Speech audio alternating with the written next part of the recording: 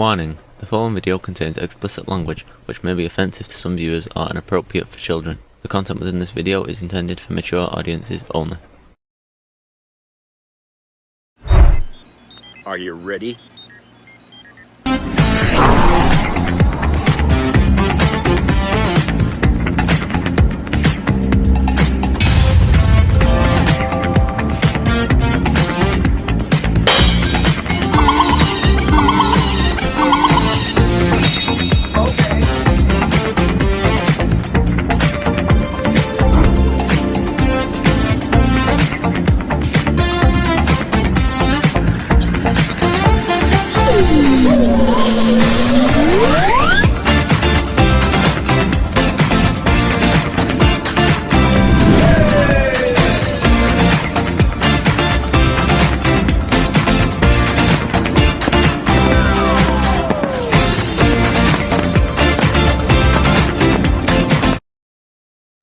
Hello everybody, it's Jeff.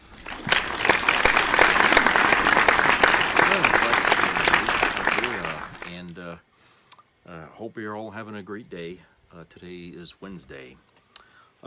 Before I go on here, I want to read this article here that was published yesterday from NBC News, talking about the Harris campaign office was hit by gunfire in Arizona. They got a picture of a window with a bullet hole in it. It's written by Alex Tabbitt and Gabe Gutierrez. It says police are investigating what appears to be gunfire damage overnight at a Democrat Party coordinated campaign office for Vice President Kamala Harris. The incident occurred just a few days before she is supposed to visit Arizona. Quote, "We can confirm that on 9/23/24, what appears to be damage from gunfire at a DNC campaign office was discovered," unquote. Temp police said in a statement to NBC News on Tuesday. Temp police said the officers responded Monday after calls from workers and that they observed what appeared to be gunshots through the front window of the office, which is shared by staff members for the Arizona Democratic Party. Harris campaign and Senate and House campaigns to boost turnout for the party in November. Quote, "No one was inside the office during the overnight hours, but this raises concerns about the safety of those who work in that building, as well as those nearby," unquote, said Public Information Officer Sergeant Ryan Cook. The apparent gunfire marks the second incident of criminal damage at that office in recent weeks. According to Temp Police, who said that just after midnight on September the 16th, the office's front windows were hit with what appeared to be a BB gun or a pellet gun. Sean McInerney, the coordinated campaign manager of the state Democrat Party, also confirmed the incident in a statement. Quote, "Overnight, several shots were found into our Temp Democrat Party coordinated campaign office," unquote. McInerney said no one was present or injured at the office, he confirmed. So, am I surprised that it happened? No.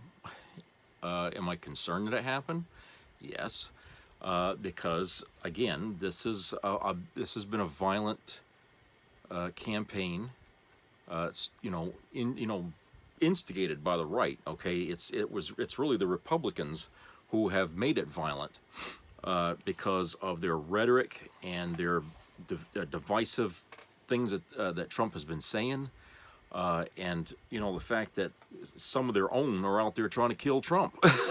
They've made this into a bloodbath here, and I hope that Kamala is well protected, because she's out today. Right now, she's out today giving speeches and stuff like that, and that's something that she'll be doing here till election day. And so I'm hoping that nobody is going to get the better of the Secret Service, because I'll tell you right now, they ain't looking so good these days, if you ask me. But I have to wonder, when has a Secret Service presence ever stopped someone, an assassination attempt from even happening? We've got a lot of attempts in the past Okay, so they're not perfect. And people thinking that they should be perfect, well, they never have been, really, in the past. I mean, they've tried. They couldn't help JFK, that's for goddamn sure. Reagan got hit, you know. Then there's Bobby Kennedy, you know, Martin Luther King, you know, all these people, you know, who had protection. No, and a lot of these people didn't, you know, some of them were wounded and some of them were killed.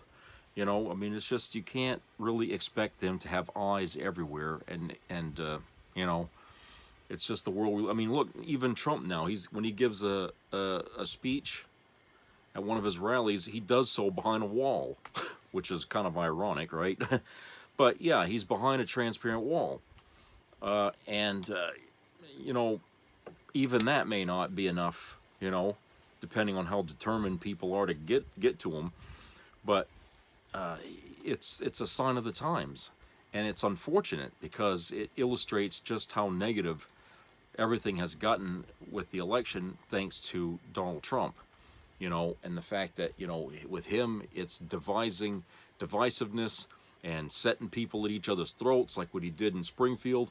Okay, that's just one example of many examples of Trump making chaos wherever he goes, and governors have said the same thing about the man. So, you know, he goes around it and he sets the world on fire, and then when the other side tries to, you know, do something to put it out, you know, he gets mad. So so I thought, you know, I wanted to just open with that because that's, you know, more important. But there is two videos that I would like for you to watch, and this one is let's see, about 15 minutes, almost 15 minutes long. Okay, so I'm going to pass the torch over to this video here, and we'll go to a commercial break, and after that break there will be a 9-minute video, and then I'll catch you on the other side of that. So here we go. Oh boy, so this is going to be a juicy one. There's been a lot of discussion lately, a lot of buzz about the economy, about how inflation is out of control, how screwed up the job market is, and how small businesses are struggling to survive while corporations like Walmart and Amazon report record high sales year after year. And in many ways, these topics are all interconnected, and they're very complex. There's a lot of factors that play into them. But there is one thing that is contributing to this in a major way, and nobody seems to really be talking about it. It's outrageous, but a lot of people have never even maybe heard of it, and it's called private equity. Private equity is an investment strategy often used by wealthy people who want to invest a large sum of money in hopes of making a quick return. And the way that they do this is they hand their money off to private equity firms who invest that money on their behalf, most often by buying up businesses using leverage and then flipping those businesses for a profit after a few years. And if none of that made any sense to you, hang tight and I will explain. Let's say I'm super rich and I want to invest $1 million. And let's say 9 other super rich people want to do the same thing. So we all give our $1 million to a private equity firm, and now they're managing $10 million. And let's say they decide to invest that $10 million into buying, I don't know, like a chain of coffee shops, for example. But that chain of coffee shops costs $30 million. So what do? They go to the bank and they take out a business loan for the other $20 million. And then collectively they have $30 million and they go and they buy that business. But this is a finance firm.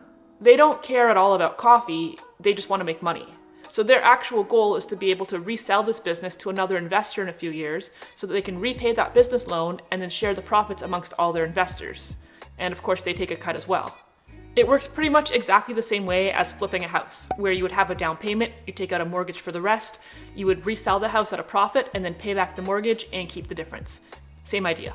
But we all know how house flipping works. Houses don't just double in value by themselves overnight. Typically, renovations need to happen. And house flippers are notorious for doing the worst renovations possible, the shoddiest, cheapest, crappiest work, all to give the appearance that they've done something to create value. I think the expression is putting lipstick on a pig. Floor feels a little gritty here. Yeah, we ran out of floorboards there, so we painted the dirt. Pretty clever. Well, private equity firms do the exact same thing to businesses. So in this example, if they wanted to resell that chain of coffee shops for, let's say, $40 million in a few years, they're gonna have to make some changes which will increase the revenue so the cafes are worth more. So what do? First, they raise prices. So your $5 coffee now costs $6.50. Then they cut employee benefits. So things like health insurance, paid sick leave, all that kind of stuff, gotta go, saves them a couple $100,000 a year. Wage increases, definitely being frozen, staffing hours, definitely being reduced.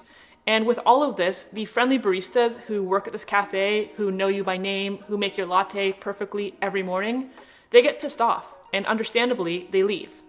But the corporation doesn't care, because they can just hire new people and pay them even less. So that's exactly what they do. The new staff is inexperienced and incompetent, and the cafe is now lined up out the door because they've cut labor hours and are perpetually understaffed. And worst of all is that your $6.50 coffee doesn't even taste good anymore because the corporation has switched from using a premium local coffee roaster to just some mass-produced crap which costs less but tastes terrible. Feeling fed up, you as a customer are like, you know what? Screw this. I'm just gonna go to a different coffee shop down the road. And you do. But psych, because they're owned by private equity as well. And you'll never know it because the name and the branding and everything on the exterior stays the same. But instead of the cafe being run by people who care about coffee and care about the customer experience, it's just being run by finance bros whose only goal is to pump and dump it. Now, depending on how you feel about coffee shops, this might sound terrible to you, or you may not care at all, and that's totally okay. Except that this isn't just happening to coffee shops. It's happening to everything. We're talking restaurants and bars, hair and nail salons, apartment buildings, stores of all kinds, gyms, yoga studios, and even doctor's offices. Yes, you heard that right. There's a very good chance that your doctor, your dentist, your therapist, your pharmacist, your local hospital, and even the veterinary clinic you take your animals to is owned by private equity. And if it's not, it probably will be in the next few years. Uh-oh. Think for just a moment about the possible downsides of a medical practice being owned by a soulless corporation whose only goal is to squeeze every possible dollar out of it. Think about a medical office where the policies and decisions are made not by a doctor, but by an investment firm. Do you see a problem with that? 'Cause I sure do. And I mean, I'm not naive. I understand that money is important in every business, but there are certain industries where certain limitations need to be in place. When your doctor is owned and controlled by a money-hungry corporation, here are just a few of the things that could happen. Increased rates for appointments, prescription slips, referrals, procedures, pretty much everything. Upselling and overprescribing services, tests, medications. Reduced office hours causing longer wait times. Like maybe before you could get an appointment in a few days, but now they're booking 2 to 3 weeks ahead. This is something that I myself experienced firsthand recently. I haven't actually had a family doctor since I aged out of pediatrics like 20 years ago. But earlier this summer, I had a few small little health things pop up. I was like, you know what? It's time. I need to find myself a doctor. So I spent a full week calling and emailing every single doctor's office within like an hour of me before I was able to finally find one who was accepting new patients. And I was like, okay, great. Can I book an appointment? And they were like, yes, no problem. We're booking 6 weeks ahead. What? Like, even for just a regular checkup, 6 weeks is pretty ridiculous. But if I'm actually sick, what good is 6 weeks actually gonna do me? Unfortunately, this is a common occurrence, and it's only getting worse. But today's sponsor, ZocDoc, is working to change that. ZocDoc is a free app and website where you can search for doctors of all kinds and instantly book appointments, typically within 24 to 72 hours, and sometimes even on the same day. We're talking in-network appointments with over 100,000 healthcare providers across every specialty. Doctors, dentists, mental health, optometry, dermatology, you name it, they have it. You can search based on your location and find highly rated doctors who can help with whatever your medical needs may be. Then you can see their actual appointment openings right there and book an appointment instantly directly within the app. It couldn't be easier, and it's totally free. So stop putting off your doctor's appointments. Head over to ZocDoc.com/accordingtoNicole or click the link in the description box down below to find a highly rated doctor in your area and book an appointment today. That's ZocDoc.com/accordingtoNicole, and thank you ZocDoc for sponsoring this video. The scary reality is that private equity firms own pretty much everything. They own companies that you've likely never heard of, who are the parent companies of other companies you've probably never heard of, who own companies you've definitely heard of, as well as small local businesses all over. Seriously, if you look up any business, you will likely find that they're at least partly owned by one of a few really large private equity firms or hedge funds, which are similarly awful. Companies like the Carlyle Group, Vanguard Group, BlackRock, Blackstone, don't ask me what the difference is between them, State Street, Berkshire Partners, just to name a few. Oh hey, editing Nicole here. Just wanted to take a quick moment to point out the fact that a lot of these private equity firms seem to use a pirate ship as their logo. Is it just me, or is that a little bit ironic? I wonder what it could signify. And I mean, as a small business owner, I kind of get it. Like, if I was in the market to sell my business and a private equity firm came along and they were like, hey, we're going to write you a giant check, we're going to handle all the logistics and all the legalities, and we're going to buy you out, I'd be hard-pressed to say no as well. But from the consumer side of things, and for society overall, it's terrible. And well, you know how I used that house flipper analogy before? Well, turns out it wasn't just an analogy, because in addition to businesses, private equity firms are also buying up apartment buildings, condos, and even single-family homes with the intention of turning them into rentals or flipping them for a profit. And once again, they have no interest in trying to actually provide people with housing. They're just trying to make a shit ton of money. So you can bet that rents will be high, maintenance will be lacking, and most concerningly is that unlike small individual investors, these companies have enough capital, they have enough buying power, that they can actually single-handedly change the housing market in an entire area or even an entire city. That is wild. And just like with the coffee shop example, they don't really have any competitors because they own all their own competitors. You know Zillow, right? That website that we all use to be nosy and find out how much our friends and family paid for their homes? Well, Zillow happens to be owned by a number of private equity firms, namely Caledonia Investments, Vanguard Group, BlackRock, and a bunch of others.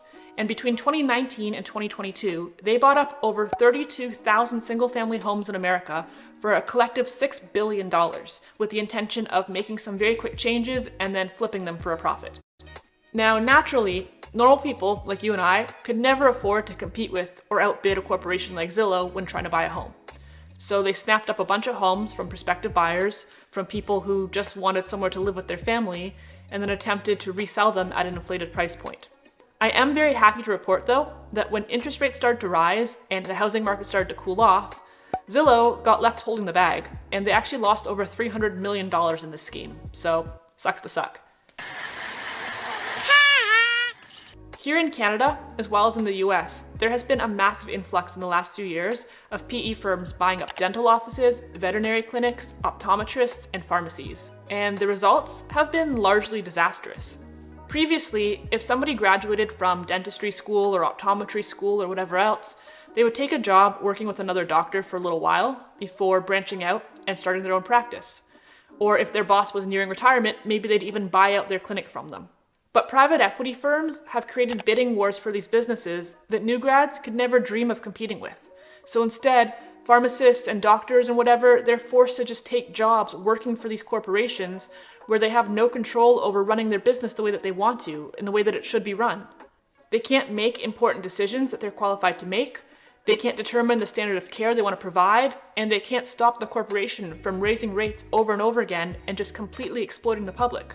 Understandably, this is a problem in every industry, but with healthcare, it's unacceptable. How many opioids would you like? I don't want any. Oh, come on, you've got to be dependent on something. And if you think that I'm exaggerating when I say that private equity owns literally everything, here are some depressing examples. CNN is owned by Warner Brothers. Warner Brothers is owned by AT&T. AT&T is majority owned by Vanguard Group, BlackRock, State Street, and a few other firms. Fox News, on the other hand, is part owned by, Vanguard Group, BlackRock, State Street, and a few others. Yes, you heard that right. Across the aisle my ass. Oh, and MSNBC is owned by Comcast. And Comcast's largest shareholders are, you guessed it, Vanguard Group, BlackRock, State Street, and a few others. Have you woken up yet? Let's switch directions here for just a moment. Coca-Cola is majority owned by Berkshire Partners, Vanguard Group, BlackRock, State Street, and a few other firms, in that order. But PepsiCo is owned by, Vanguard Group, BlackRock, State Street, and a few others in that order. Here in Canada, veterinary clinics are being bought up by the mass by 3 corporations. One is called Vet Strategy, and they are owned by Berkshire Partners. The second is called VCA Canada, which is actually owned by Mars, as in Mars Chocolate Bars, the candy company, who shockingly is not owned by private equity, but still owned by the Mars family after all these years, who happen to be worth a whopping 117 billion US dollars. And the third company is called NVA, who is owned by Ares Management, which is, of course, a private equity firm. And if you think for a moment that any of these companies give a flying fuck about the health or well-being of your animals, well, I want a bit of whatever you're smoking. I could go on forever here, but I'll spare you. The point that I'm trying to drive home is that when people say that the entire world is owned and controlled by just a few companies, they are not exaggerating, and they are not spreading wild conspiracy theories. They are stating the goddamn objective truth, and it's terrifying. It's called an oligopoly, which is kind of like a monopoly, but with more than one. And it should be illegal, but of course it's not, all thanks to lobbyists. Lobbyists pay off politicians so that they can continue to do whatever they want with complete impunity, regardless of how it affects the economy, the environment, the public, or the world as a whole. And as a result, we're all getting screwed, big time. Family, religion, friendship. These are the three demons you must slay if you wish to succeed in business. Now, this is the part of the video where I feel like I'm supposed to offer some sort of clever advice or solution. But I have none. The world is going to shit, and it's in large thanks to private equity firms. And most people don't even know it's happening. Many people have never even heard of private equity, and trust that they like it that way, because there should be public outrage. But I guess as the saying goes, if you're not angry, you're not paying attention. Okay, that's all I got. I need to go calm down now. Like, subscribe, follow me on Instagram, whatever. I think I need a drink. I don't even really drink, but maybe I should. Okay, interesting stuff there. All right, let's go to a commercial break. We'll be back with the next video.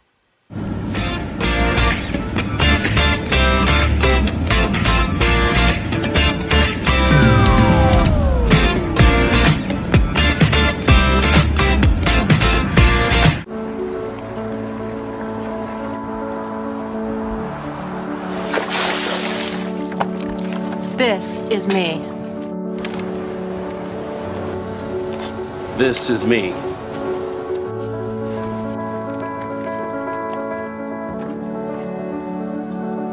This is me!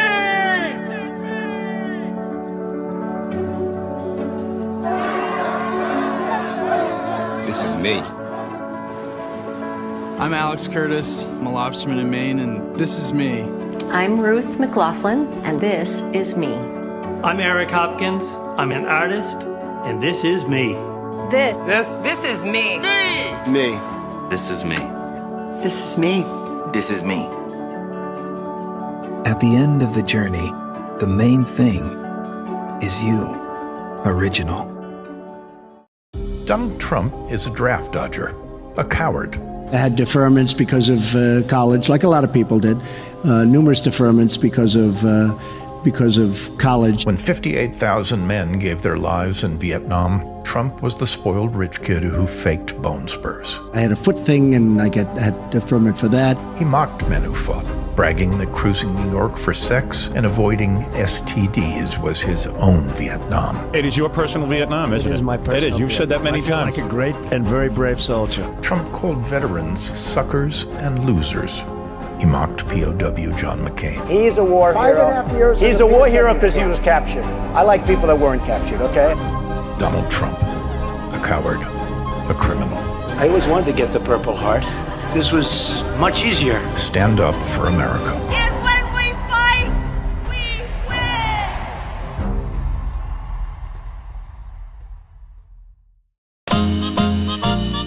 win! Dick, we never got along. Correct. You were a warmonger. And you were a commie. Surprising to be on the same side as you. Surprising to me, too. I'm still on the left. I'm still on the right.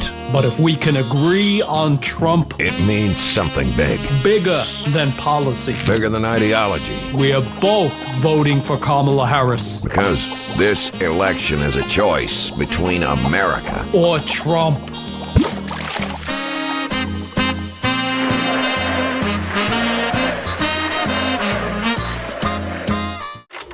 America's presidents have always brought something unique to the White House. From revolutionaries to businessmen to statesmen, their common thread has been clear: a commitment to the founding principles that make America great. Until recently, there was something else every president since World War II had in common. They all saw Adolf Hitler for the genocidal monster he was. All of them except one, Donald Trump. After 80 years of presidents who despised Nazism, Donald Trump became the first one to praise it. They're poisoning the blood of our country. It's sick. It's wrong. And the Republican Party is defending it. And if you're a Republican voter, it's time to ask yourself, is this who you are? Because if you're still defending Donald Trump, the answer is yes. Generation dreams about what everybody dreams about: starting a family, owning a home, building a life with stability, and having hard work pay off. People ask why we're not married, why we're not having kids, why we don't own a home. It's because no matter how hard we work, big banks, big tech, big insurance companies find a way to screw us. They raise their prices and get bailed out when they screw up. We're not asking for a handout or a bailout. We just want the chance to make it. Have someone in our corner who fights for us. Someone who gives a damn, who will take on the people gouging us and win. And that someone is Kamala Harris. I will fight to give money back to working and middle-class Americans. In this election, we're not just choosing a candidate. We're choosing a future.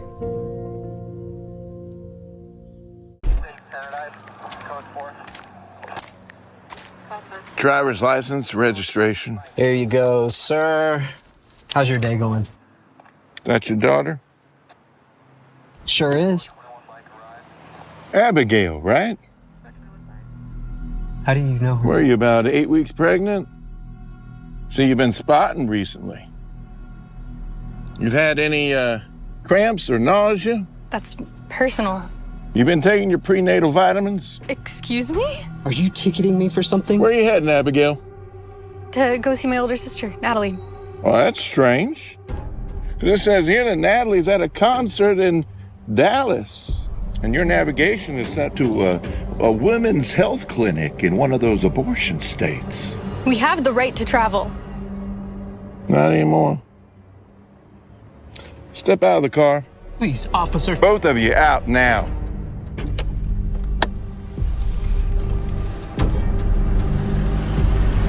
You, sir, are under arrest for crossing state lines to obtain an abortion for a minor under your care.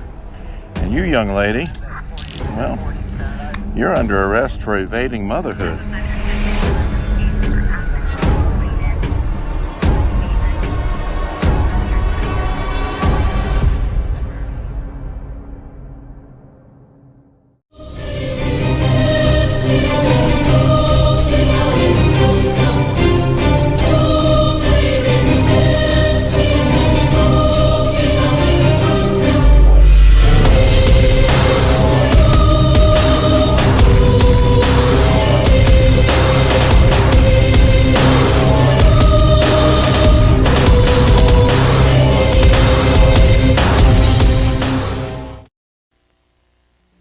Be a part of the entertainment value of a lifetime.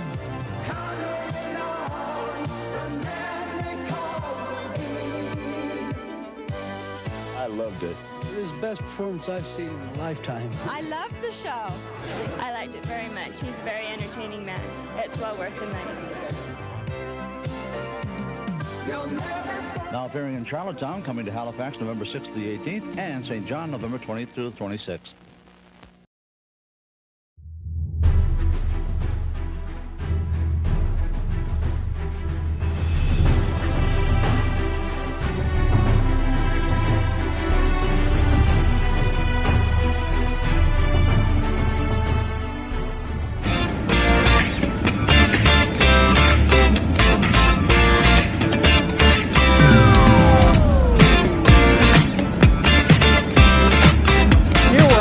Gas costs close to $5 a gallon. It's been this high or even higher for several years now. What if I told you that the high cost of gas is a consequence of a crime and is costing you thousands of dollars a year? That's the implication of a blockbuster new case brought by the Federal Trade Commission against one of the largest oil producers in the United States. We went off of the evidence, their text messages, their emails. When companies and top executives say that they're trying to collude, we believe them. The significance of this case reaches far beyond what we pay at the pump, to the higher prices we've been paying for nearly everything over the last 3 years. It's really important that people understand why gas prices went up, that their instincts that there was some conspiracy were correct. And it reveals how dangerous it is to entrust our most essential resources to a handful of CEOs who will do just about anything to protect their bottom line. 10 years ago, we had it pretty good. Gas was cheaper, and for a few years it stayed that way. Gas for $1.89 a gallon. Prices are down, way down. Gas is $2 a gallon. Then COVID hit, and the price dropped even lower. And the problem is nobody's driving a car anywhere in the world. But when the lockdown came to an end in 2021, the price began to rise. Gas prices rising nationwide. And rise. It is not a pretty picture here at the pump. And rise again. $4 or $5 for gas is outrageous. Just can't pay it. And when Russia invaded Ukraine, it skyrocketed. Since then, it's come down slightly, but it remains at one of the highest levels on record. Why is it that the price of oil today is still so high? The short answer is the oil cartel got bigger and more powerful. In the mid-2010s, the U.S. started to be known as Saudi America. In each of the last 6 years, the U.S. produced more crude oil than any nation ever. Fracking really started to get going in the mid-2000s, and American producers increased production until they started to challenge OPEC primacy. OPEC is the group of oil-rich countries like Iran, Iraq, and its leader, Saudi Arabia. Since the 1970s, OPEC has acted as a cartel, controlling enough of the global supply of oil to effectively set its price. But when the U.S. began to produce huge amounts of fracked oil in the 2010s, that new supply meant real competition for OPEC. I think that OPEC is in big trouble here. I'm predicting that we will be producing enough oil that we won't need OPEC. The companies with the power to compete were above all in the Permian Basin, otherwise known as Texas. The Permian Basin, it is a gigantic lake of oil. One of the biggest reservoirs of oil in the world. In 2014, OPEC were getting frustrated with these upstart Americans. And so they decided to take share back from the Americans and drive U.S. shale producers out of business. And so from 2014 to 2016, there was this fierce competition between OPEC and the American producers. And you can see it, the chart. People are talking about a price war. There was a price war from 2014 to 2016. This is geopolitical hardball. A price war meant lower prices for consumers. Well, it's fun to watch it on the boards as you pass by. But like any price war, it eventually cut into the industry's profits and into the dividends of its largest shareholders. That wasn't going to work for them. A couple of leaders in the oil industry started saying, we're really tired of these low prices. And OPEC was tired of the low prices as well. So in 2017, there were a series of dinners at an oil conference called CERAWeek, where OPEC officials and fracking CEOs sat down and broke bread for the first time and realized we're not so different, you and I.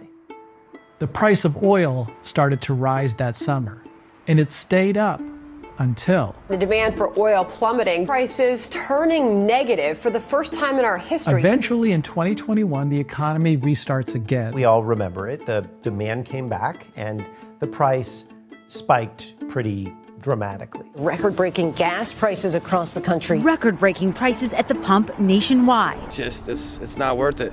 Triple than what I used to pay. $9. Over $9 a gallon? Over $9. And you would think that when that happens, you would see production dramatically increase, particularly in the Permian Basin, to try to take advantage of higher oil prices. But they didn't do that. Experts say demand has just outpaced supply. And then in 2022, Russia invaded Ukraine. And that drove another oil price spike. We're banning all imports of Russian oil and gas and energy. And so oil went up even more. And still, the people who had control over whether to invest in oil production in the US said, we are not going to invest no matter what. Isn't that your job, to add more production? That's what we're being told. No, our model has changed. So what happened? Why didn't the Texas oil companies ramp up production? The price stayed up because these companies were coordinating to restrict output. Lina Khan is Biden's head of the Federal Trade Commission. Last year, she and her team began an investigation into the largest oil company in the Permian Basin.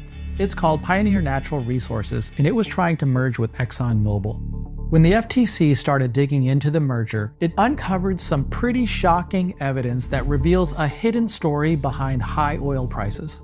The FTC uncovered evidence of attempted collusion by Pioneer CEO Scott Sheffield. When oil prices fell, Scott Sheffield actually lamented that. Do you benefit if oil prices drop? I'd rather see a stable $60 to $70 oil price market versus a lower oil price market. We have to get investors interested into our sector again. Pioneer CEO Scott Sheffield is one of the most important leaders of the American oil industry. Many CEOs are talking just like you, and you were kind of in the forefront of let's conserve our production because we want that higher oil price, right? In public, Sheffield had been leading an effort to put restrictions on Permian oil production by lobbying Texas's oil regulator, or as he called it, quote, to get a bigger OPEC done. Using its subpoena power, the Federal Trade Commission was able to get a hold of Sheffield's private messages and discovered that for years he had been in contact with OPEC's top oil ministers around the world. The evidence that we uncovered showed that Scott Sheffield was in close coordination with top officials across OPEC, sending text messages, having private dinners, and agreeing to restrict oil production. We looked at the communications of these executives, their text messages, their emails. We saw Scott Sheffield try to coordinate with OPEC and say, hey, instead of us competing with you, why don't we all just agree to actually cut back production and keep prices high? During the FTC investigation, 38 Republican senators wrote Chair Khan a letter asking her to back off. The FTC saw things differently. We ultimately concluded that Scott Sheffield cannot be on the Exxon board of directors. We also banned Exxon from appointing for 5 years the vast majority of the executives from Pioneer. It also referred Sheffield's case to the Department of Justice for criminal prosecution. If you're going to make decisions to commit crimes or to break the law, then you should be aware that you're going to be personally held accountable for it. It's almost impossible to quantify the consequences of this corporate scheme to raise oil prices.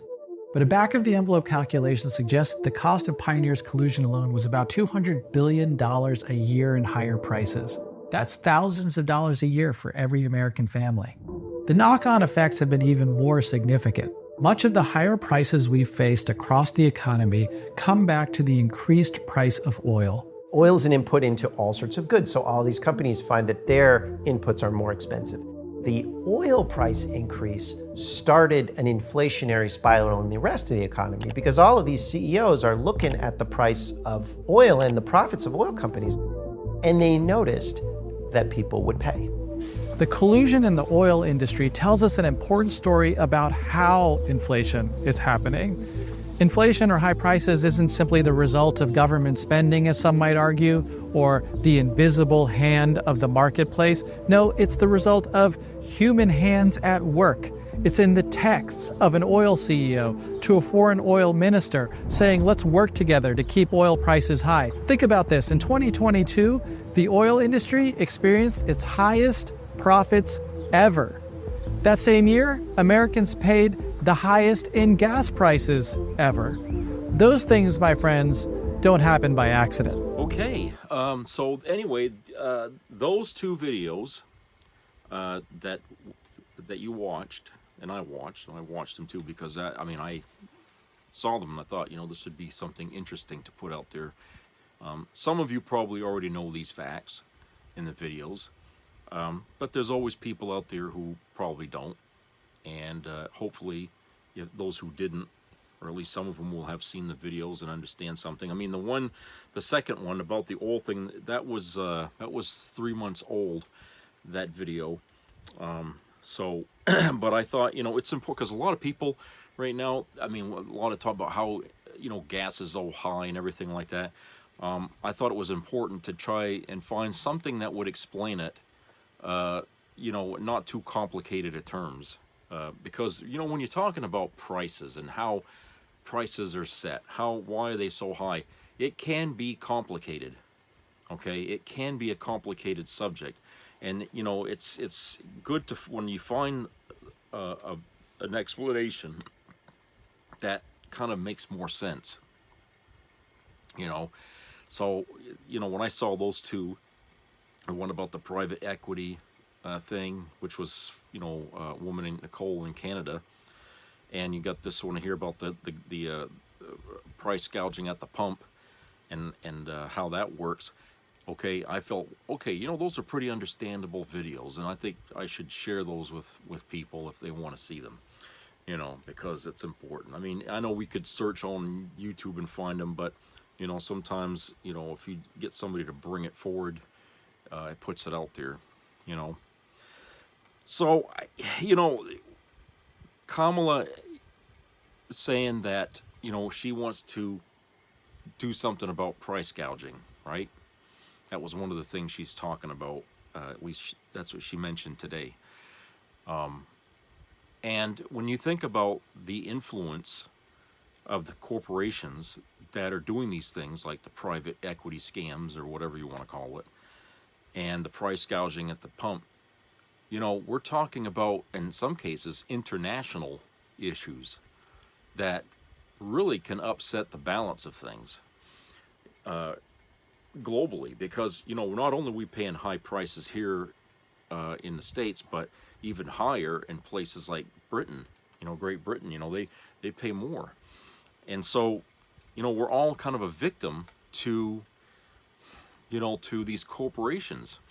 And like Nicole said, when they tell you that, you know, all these things are owned by just 3 or 4 big companies, you better believe it, because these companies are only in existence because they're there to make money. And you can't make money investing in things that don't bring it in, you know. And when they do bring it in, you know, people want to see more profit, always more profit. And there's no end to how high is up with these fucking people, okay? And as they watch the world and the countries struggle to meet their demand for more profit, you know, they're happy. We're not.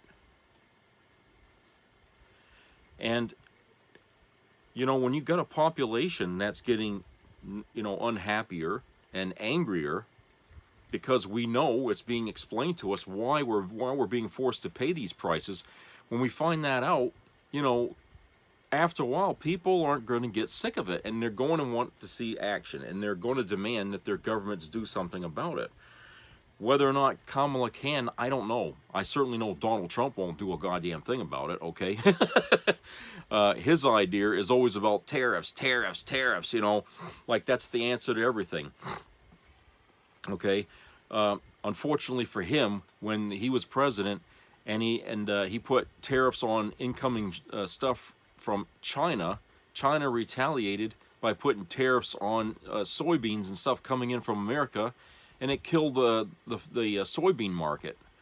Okay, so a lot of farmers lost, you know, a substantial amount in America when that happened, and a lot of these people were felt betrayed by Trump, okay, and what he did. And, you know, that trade war was devastating to the farmers, okay?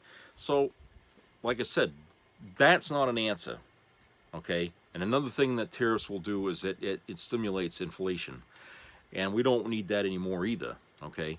So, when companies are doing this, they're artificially inflating prices because they're all in it together, colluding, right? They'll say, well, look, instead of fighting each other, let's work together to raise the prices. And if we all are at the same, then they'll have no choice but to pay the same, right? You know, it took them a long time to figure that out, but they did. And now it's like, now that there's no competition, there's no capitalism is of no use to us as a society, okay? Because if governments can't stop them from doing what they're doing, then, you know, we basically lost the war here before it even started. You know, and, you know, people talk about, oh, you know, we don't have a free market. If we didn't have a free market, the corporations wouldn't be able to do this right now. Okay, if we didn't have to. But the reason why it feels like we don't have a free market is because the corporations are all working together. They're taking the freedom out of the market for the bottom line. People don't have any choice. You know, I'll tell you, at home, internet, okay? Find an internet company that charges less than what you're paying. It's not going to be an easy task, okay? Because there's only a few providers out there. Monopolies take away our choices. Free markets are supposed to be about choices for the consumer, and there aren't any. You know, I mean, we've lost a lot through mergers and companies going belly up and small businesses closing up because they can't afford to stay in business. We've lost a lot of choices over the last 30, 40 years, okay? It's really, our market has really become so rigid to us that we don't, you know, we feel like we have no choice but to buy from them. It's like with the oil. The oil companies are raising the prices and they're seeing that people are still buying it, so they feel like, oh, well, it's okay that we got the prices up over $3 and something a gallon because people are still buying. Of course they're still buying it. And at the same time, you're taking away alternatives for people to get away from that, which you know they will, like with electric cars and all these other things. Okay, they don't want people to have those options. Okay, they want them to be bottlenecked to just this one fucking choice, oil and gas. They don't want any outsiders trying to interfere with that happy little balance they got there. Okay, where they're just sitting back rolling in the fucking money, you know, like some cheap tax collector in ancient Mexico. Okay, okay, that's what they want. And I feel like, you know, people, I mean, we complained years ago under Bush when price of gas went up. People were hopping mad about it, and it wasn't, I don't know how high it got, but it was pretty high then. But we've surpassed that now, and you don't really hear much complaining. I mean, what you're hearing is, oh, well, I just really can't go anywhere because of the price of gas. But you don't see people out on the street protesting. You don't see people out there, you know, trying to, you know, really make it known that Americans are not happy and something has to be done, okay? And, you know, I can't see how people are just basically, you know, rolling over for this. Because it really isn't something to allow to continue. Because when corporations see that people are just going to stay quiet over high prices, then they'll just be encouraged to raise them even more. You know, and I remember, you know, years ago, many years ago, people would say that by this point in time, you know, right around the 2020s, we'd have wars over oil, because there would be a shortage of it. And they were saying that about 2018, that there'd be a shortage of oil. But you know something? It's not that we have a shortage of oil. It's that we got greedy motherfuckers out there raising the prices for no goddamn good reason, okay? Because there's enough oil to go around. I just did a video here, the last video, showing how we're sitting on oil that's capped so long that the caps are fucking falling apart like goddamn fall leaves, okay? The fucking things are falling apart and those caps are still there and we ain't even pumping that shit out. And the fact that we're colluding, that the oil companies in this country are colluding with the oil sharks over there in Saudi Arabia to keep the prices high, that shouldn't even be allowed to happen there either.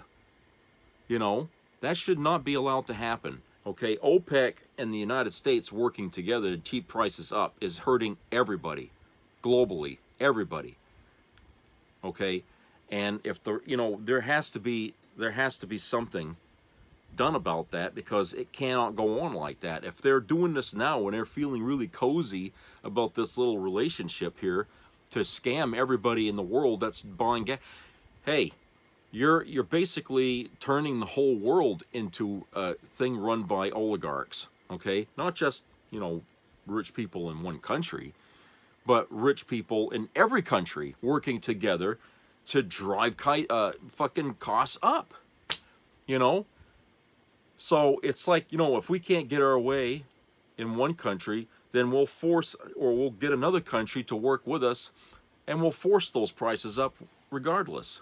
Well, fortunately, they did some investigating and found out, but what the hell punishment can they possibly give them that's really going to matter to these fucking trillionaires, right? What's going to matter to them?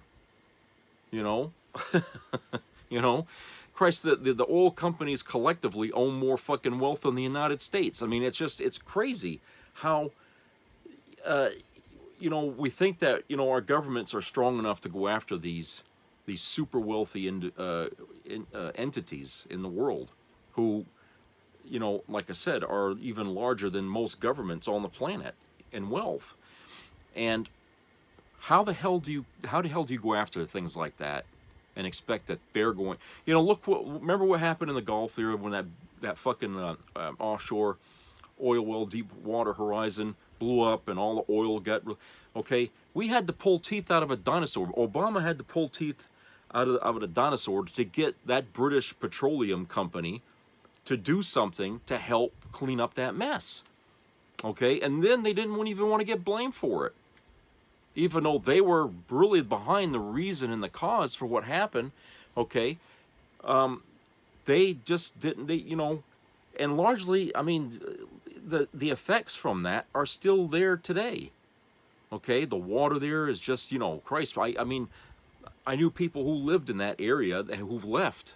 Even people lived in Florida, on Pensacola, and on that, you know, up on the top of the Gulf of Florida. A lot of people, I had relatives that lived there. Some of them left because of the fact that, hey, you can't fish down there practically anymore now. The swampy areas and stuff, or the coastal areas are, you know, all full of that gook that's in there. It's still there, you know. It's still there. They never really cleaned that mess up, okay? And there's still oil bubbling up from that goddamn well that they supposedly capped, okay? Because it's so much pressure under it, there's not really a way they can actually, you know, I mean, that thing could blow at any time. It's so much pressure under that thing. And they'd be right back at it again. And the Gulf Coast would all be ruined once more, you know? So, like I said, these companies are so big that you can't even touch them for when they do screw-ups like that. And that's not right. Okay? That's not fucking right. And like I said, this is because you don't have, you know, a diversified market. Okay? And a diversified market benefits the consumer because, you know, then we have choices. Okay? Then we'll have choices. When it comes to oil and gas, I don't know how diversified you can get with that, because at some point you're all getting their shit from the same supplier, right? Okay, I mean, with that at the beginning, yeah, you had individual companies out there drilling for oil, okay, and over the times, either they kind of, one would fall, you know, bankrupt or whatever, another one would take that, or they'd get bought out by another one. Eventually, it just whittled itself down to just, you know, a few, and all the other entities out there that sell gas and stuff get their supplies from the same handful that own all the oil. So how are you going to diversify that now that it's all set up that way, and it's such a huge wealthy entity that, you know, I doubt even a government could regulate that. You know, Christ, they won't even follow EPA regulations, a lot of them. But you know, I feel like our government's hands are tied. So when you think about when Kamala's sitting here talking about price gouging and how she, you know, the first thing you got to do is you got to define, you know, if you're going to try to make something a law, you got to define what price gouging looks like. And then if you're going to prove somebody's price gouging, you got to do investigations, like what they did with the oil and gas thing here. Okay. Then you got to take that information to a hearing. Okay. Then they got to bring some kind of legal case against them. I mean, all this takes time. And, you know, what do you think they would sweat bullets over? You know, I mean, a fine. I mean, I don't know if you would ever see any of these people go to prison. Okay, it's always going to be about fines. And, you know, how much do you think of a fine that would matter to them? You know, it's easy to try to make people feel confident that, oh, she's going to do something about the price. The price is going to go down. It's wishful thinking, I think, on our part, that she could do anything about that. Even, I mean, remember, she says she took that shit on in California, but that was just one thing, and it wasn't nearly as big as big oil and shit like that. Okay, it was easier to fight that, but when you're talking about an entire industry, all a coalition of fucking oil companies, and they're all doing the same goddamn thing, as a president, or, you know, trying to control that, no, it's not such an easy task. And believe me, they're going to have their own lawyers to defend their ass, and they'll, you know what I'm saying, it's an ongoing thing. So she would have better luck trying to control prices and stuff like that with other things, other companies, you know, like healthcare and, you know, food and stuff like that. She might be able to do something there with that. I don't know. But like also in that video, you know, the reason why we have inflation in part is because of the prices of gas and oil having gone up. That translates to higher costs for shipping goods, which translates to higher prices for the consumers who have to pay that extra, you know. And so when that goes up, everything else goes up with it. Okay, but what they're saying is that, you know, once the lockdowns were done during COVID and times went on and things started to go back into business again, they never lowered those prices. They kept them high. And that's why people knew that they were price gouging us, because they left the prices high. They said it was to try to recoup losses. Okay, well, that's probably true to a point, but they recovered those losses and then some, because they're sitting there bragging about record profits. Well, if you're recouping losses, you're not going to make record profits unless you keep the prices high. You know what I'm saying? That's how you get record profits.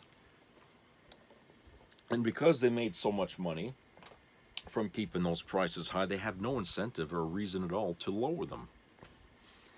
So, you know, that's really, you know, we're still feeling the effects, the fallout from COVID, economically speaking. Okay, yeah, the virus is still out there, it's still infecting people. Okay, but the prices are high. Our services have been impacted. Okay, and those things people are still waiting to see some kind of resolution to. I think we all know instinctively that Trump is not going to be there for that, to fix that. Okay, since it was under his administration that it all went out of whack. Okay, and he did absolutely nothing to undo that before he left office. He did nothing for that. It probably would have meant something more if he did, but the fact is he left the economy in a free fall, and he left the health of this country in dire straits. And it's like, hey, and then he bitches that he lost the election. Well, hey, that's what happens when you don't do your fucking job. You get fired. You know, when you're asleep at the wheel, motherfucker, you know, and you slam your boat into the into the damn iceberg. I mean, Jesus, who do you think's going to take a fall? You know, so him thinking that he won the election when common sense says there's no fucking way in hell he won that election, with the anger that was around in America at the time when he was running for his second term. People were mad as hell at him. Okay, and I knew he was going to lose. I didn't even have to know if he won or not. I just knew he lost. I knew he fucking lost because I could sense that in the air, just like I sense it now. You know, I feel the same thing right now. Okay, and I think our country's even more angry at him now than back then. Okay, because now what he's been doing has been agitating different races and dividing the country, and his face is always in the fucking news all the time, and he's in our, and, you know, and he's every day, okay, and he's made us sick to death of him, okay. We're sick of him. People are saying, I'm tired of hearing his voice. He makes me nauseated. I'm sick of hearing him. People are just that tired of him now. You know, he couldn't win an election for a fucking ketchup stand. Okay, he just isn't that guy anymore. Okay, he had his time. It's over. Okay, it's time to move on. And so that's why I'm saying, you know, forget him and forget his stupid ideas. Okay, because it ain't gonna work. Never had in the past, and it still won't today. It's better that we put Kamala in there. She might make more of an effort to try to change things for the better, at least for the easy parts anyway. The harder parts, I don't know. It depends on who she's got for a team that works with her on there, and how committed they are to going after things that are, you know, making life a little too difficult in this country to live, you know. So we have to, you know, if you're going to gamble on a winning side instead of trying to gamble on a losing side, because you don't want to lose, you want to win, right? Jesus. All right, so that's it for today. I hope everybody enjoyed the videos. So please subscribe and comment and share, and keep your ears open for any health issues that might be coming up, and get your shots. I think everybody's, you know, kind of saying get your flu shots and all that, so get that too. And treat each other nice out there. Enjoy the weather, whether it's getting cooler or hotter, what part of the world you're sitting on. And I will talk to you guys later, so you take care of each other, and see you.